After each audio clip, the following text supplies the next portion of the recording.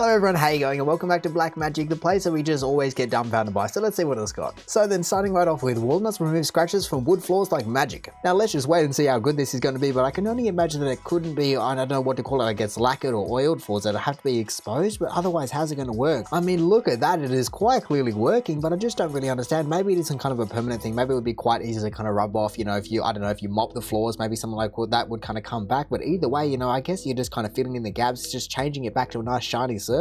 And so I wonder if what's really happening is you're just kind of just grating the walnut onto the floor just to fill a valley. But yeah, as I said, well, more so, I'm just surprised about how amazingly well it seems to work. And so in saying that, I wonder if the type of treatment that you've done to the floor, like maybe you have more of a satin floor, maybe you have more of a gloss floor. I wonder if that matters in terms of just how well it can conceal these scratches. I mean, hey, either way, it just certainly seems to work. And honestly, I'm surprised that I haven't seen this on life hacks or something like that before, because this, well, really, the amount of scratch floors that people have, I'm surprised they don't just, I don't know, that's what 90% of walnuts go towards. And also thinking about it, just why is it walnuts of all things? I mean, I can only imagine that there's probably a couple of other nuts that would work decently well, but why walnuts out of everything? I can only imagine it's something to do with the oil in them, or I really don't know, but really it obviously just seems to work quite well, almost like magic, I guess. Trick with a baseball bat. Oh, it's this one again. We've seen this guy before. I don't know where it was on. I don't know if it was on Blackmagic or just people being ridiculous, so I don't know what it was on, but we've certainly seen this one before. He just flicks it around, whacks it on the ground, and just does a whole range of different things. So you just kind of go, how? But it kind of is explainable at the same time, because even though he does seem to do it incredibly well, and I guess that's half of what magic is, at the same time he is standing on carpet, and so really I guess even though it's a baseball bat, at the same time all you're doing is really just bouncing something off the ground. I mean, it's definitely a regular shape, but with enough practice I feel as though you could bounce anything off the ground like that. It's mainly just the last one and how smooth he's able to pull out the bat, just kind of rotating I guess on its own axis, that it just looks incredible. I mean, from a physics point of view it is definitely explainable, so it kind of makes sense as to why it's not the top of the month. I'm sure we'll just get some posts where I just go, I have no idea what's going on here anymore. But hey, either way, I guess you just got to give it to him. He's obviously just practiced a whole bunch, or really if he hasn't, then that is certainly some black magic, because if he hasn't practiced that and he's just able to pull it off first try, then I don't even want to know what kind of wizardry this guy's pulling off. But either way, you got to give it to him. He's just smooth, isn't he? Your eyes see color by contrasting it with other colors. Yes, we know this. So when the square slides back and forth, it appears to change color. Okay, so we're going to have some kind of optical illusion. Is that meant to be one color, or what is going on here? Oh, no, I can certainly understand how this one's working. I mean, I never really know where I sit with optical illusions on this sub, because yeah, they're cool, but I feel as though I come here for more people doing cool things instead of just cool things. I don't know if that makes sense, but you get my point, surely. Either way, this one is definitely cool, just to see how I guess contrasting the colors are. Even though it's a perfect gradient from red to yellow, you go, wow, there is actually a lot of difference between the two colors from left to right, and it is really represented by that square in the center. Well, I guess that's just a square that is just kind of being slid all over the page. I mean, to be honest, I feel as though this exact thing has just destroyed people in Photoshop for so long. You just kind of get the stamp tool, you're going, oh yeah, it looks great, and then by the time you actually just put it there, you go, oh, it doesn't look the same at all. What the hell was I thinking? And so I guess in saying that, this definitely just helps to explain that entire thing and just not make you feel as though you just can't see what the difference is between two colors. And to be honest, whenever I see anything like this, I'm just reminded of this one kind of optical illusion that I've seen before. I'll see if I can find it. Here we go, I found it. I think this one is actually just the absolute pinnacle in terms of just tricking your eyes into different colors. Because if you put your finger, or anything really, over the kind of bit in the middle, wherever the horizon is, if you want to call it that, if you put anything over there and you just make sure that you can still see the other colors, you see that the top gray bit, the top dark gray bit in terms of how we see it, and the white bit in terms of how we see it, are actually the same color. And I don't know if you've seen it before, but I just think this one is just so incredible, because it's like there's no way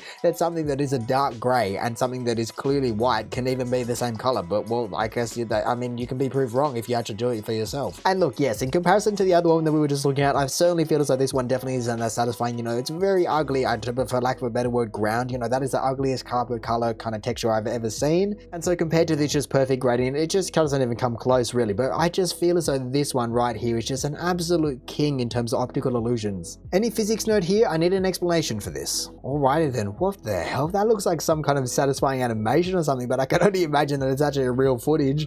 What the hell is going on here? What are they holding on to? That's what I want to know. Oh, is it okay then. I had no idea. I thought it was going to be some kind of speaker or something. They're just kind of making some vibrations, or I don't know what, but I guess the Theragun is also going to do exactly the same thing. I mean, look, what can I say? Sometimes things just do be doing things like that, They just kind of get up their own groove. They have their own way of worming things around, whether they be off your desk or around your wrist. They just love to move when there's vibrations around. And for something like this, it isn't exactly going to work with every single frequency in the world, but I guess just you have managed to find the perfect frequency frequency or just within the range of frequencies that it's just able to do this. But no, like I said, it is just so oddly satisfying at the same time just to kind of have your bracelet just spinning around. I mean, really, the first time it happened, you're just going, what the hell just happened there? Oh, I guess I can, it has to be because of the Theragun. Really, it just looks like some kind of cartoon where the witches just got, I don't even know, like a millipede or something just crawling around their wrists as they're controlling all their animals all of a sudden. You're just going, oh no, they were just doing it with vibrations, I see. To be honest, so now I'm just wondering if it actually still works if you're not just actually kind of, I guess, massaging your leg or whatever it may be, you know, does it need to actually be hitting the impact or having the impact to be able to just control it, or can you do it in all which way too? Is it just by holding it as it do it, or do you actually need those specific circumstances? Because if you're able to control this, or even just at a flick of the switch, just suddenly make all your bracelets just start rotating around the wrist, well, I guess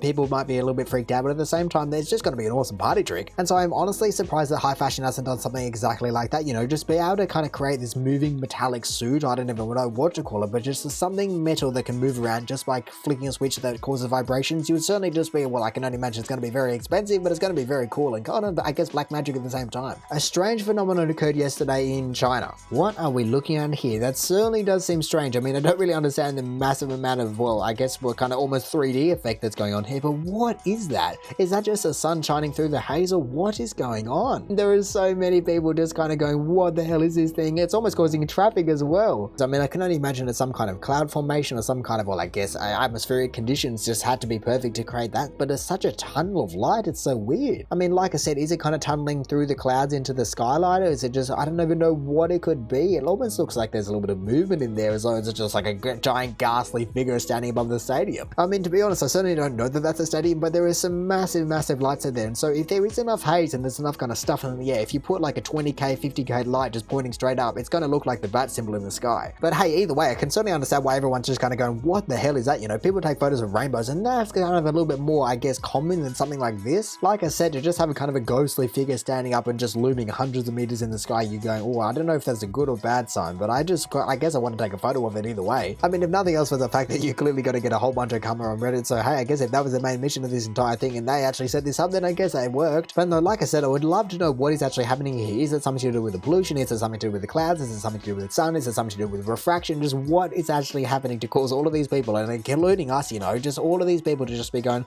what the hell is that thing? Do I need to run? Is it some kind of natural catastrophe? Or is it just the complete opposite? Like, I don't know, maybe it's just some max level rainbow, you know, every single rainbow has just been condensed in, and that's why it looks like it's white, you know, not like kind of spread out, not refraction or anything like that. No, every single color has been molded into one, and there was the biggest pot of gold on the base of that thing if you just go there. Either way, I'm kind of actually unsure as to whether or not this is even a black magic post, because if I don't know, it's nature's doing it, so is that even black magic if nature does it? I mean, maybe in some very specific circumstances, like the one that we saw last month where the wind was actually just blowing so hard against the side of the mountain that was just driving river kind of back up, or just kind of back over the mountain. I feel as though that is definitely a black magic kind of post, whereas something like this, even though I'm not 100% sure just how it's happening, I feel as though it's just a little bit more explainable or rudimentary than the last one. Pouring a cool thermos of ice. Pouring a cool thermos of ice, hey, what are we going to have? Oh my goodness, it's instantly freezing. What is it hitting, and how is it doing that? Is the water actually just really cold as well? Is it some kind of just, I don't know, liquid nitrogen thermos? Just what the hell is going on there to be able to turn it into an instant slushy? My god, I mean, I'm not entirely sure, and I can only imagine that the thermos definitely has to be cool for this to happen, but there definitely looks as though there's something down the bottom that could, I don't know, be helping this entire process. I mean, hey, I guess like I said, we're certainly eventually going to get to a place where I just were unable to explain it, and this is certainly one of those ones I just don't really understand. How is the water instantly freezing into not a full solid, it seems like, but just instantly is able to freeze into some kind of ice slurry? I mean, it almost looks as though it kind of goes into the water, and so I can only imagine that the water almost has to be that water that I don't even know what it's called, but it has a special name. But it's where, from memory, due to the properties of water and how it expands when it freezes, it just is unable to fully freeze, and so it stays in like a sub-zero freezing point, you know, like Celsius obviously, because that's the only way you should be measuring temperature, but the water is able to stay in a liquid state just well below freezing point, and then all of a sudden you give it a flick is what the main one I'm saying, and then all of a sudden they have an entire bottle of ice. And so I wonder if this actually has something to do with that, and as well as being a cold thermos, or just what is actually going on here. And so to be honest, now I'm just even questioning the fact of whether or not this person that posted this post even knows what they're talking about. Like they said, what did they say? They said pouring a cool thermos of ice. Like that doesn't make any sense. I mean, maybe it's just kind of meant to be a kind of, oh, look what I'm doing, I'm pouring a cool thermos of ice, and that doesn't really make sense unless it's black magic. But either way, there is no denying it. That is definitely just a freaky property of water, or even just nature in general. Maybe it's even just a freak of nature, kind of like the last one was. Either way, the entire thing, I don't know if it's explainable in terms of the last one, but it is definitely explainable for someone. And considering the fact that I feel as though this one could actually be used in a very funky art form, you know, you just kind of drop water, almost like a rain shower. If you've ever seen that in car ads, it's the most predominantly thing that they use on. But if you've ever seen like that, but I feel as though if you actually do it with ice and just kind of, I don't know, just make these beautiful patterns or beautiful, I don't even know what you call it, massive mounds of ice, that'd be awesome to see. Draining glyphosate into a container looks like a glitch in the Matrix in video. Oh, what the hell? I mean, I'm kind of more dumbstruck by the sentence and the way to say that word. I don't even know if I spelled it right or said it right. That's how kind of dumbstruck I am by this entire thing. But what is going on there? It literally looks as though it's in slow motion, like if you were just kind of jetting out, pulsing water out of a water jet, but it's just in slow motion. But this is actually, I can only imagine in real time. It literally looks like it's just done in After Effects or something. And so even though the video is awesome, I just want to know more about this stuff. What is a glyphosate? Oh no, glyphosate? I don't know how to say it. Anyway, glyphosate is a broad spectrum systemic herbicide and crop desistant. That is one hell of a sentence, and honestly, I have no idea if I got that correct at all, but honestly, I guess it's a herbicide. I mean, at least that certainly explains why they have it in an IBC, you know, like the big barrel that they had it in, because I can only imagine if you're going to be doing an entire field or an entire farm with something, you're going to be using quite a lot of the stuff, and so really, yeah, it just looks crazy. Let me just watch this again.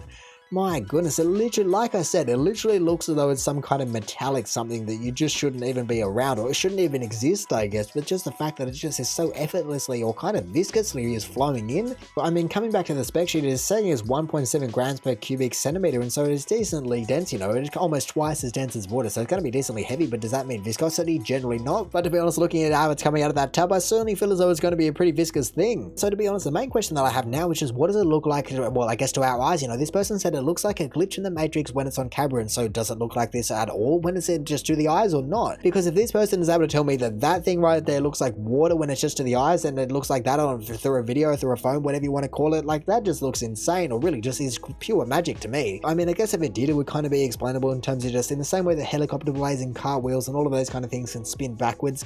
I feel as though this one, with the right frame rate and the right kind of, I don't know, globularity, if it is actually able to do something like that and also sequentially just look like mercury at the same time, then really, like I said, it looks completely dangerous, and I don't really want to see it. And considering it's a herbicide, pesticide, whatever you want to call it, I feel as though it's not the most, well, green thing in the world, so to say.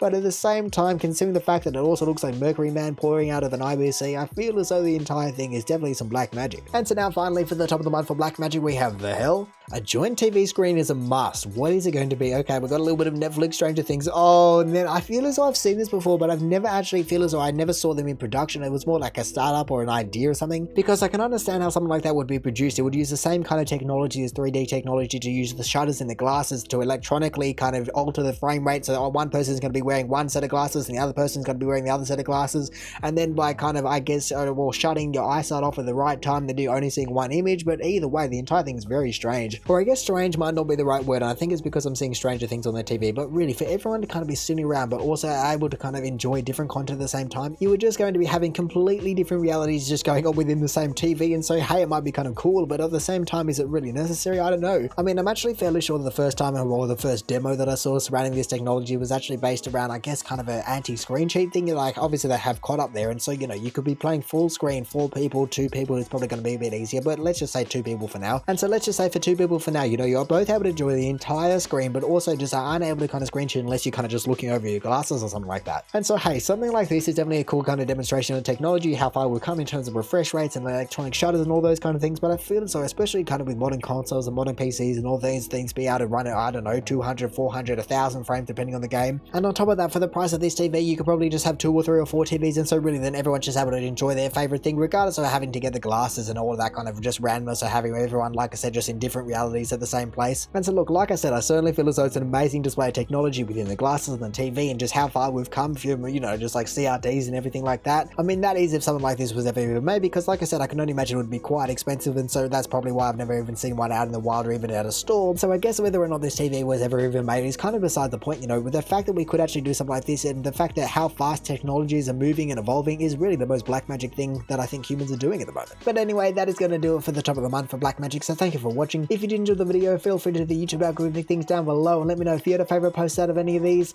Other than that, we check out awesome posts all over Reddit, so make sure you check some of the other videos out now, or hey, maybe even just want to consider subscribing so that you don't miss another one of these in the future. But all in all, have a good one and see ya.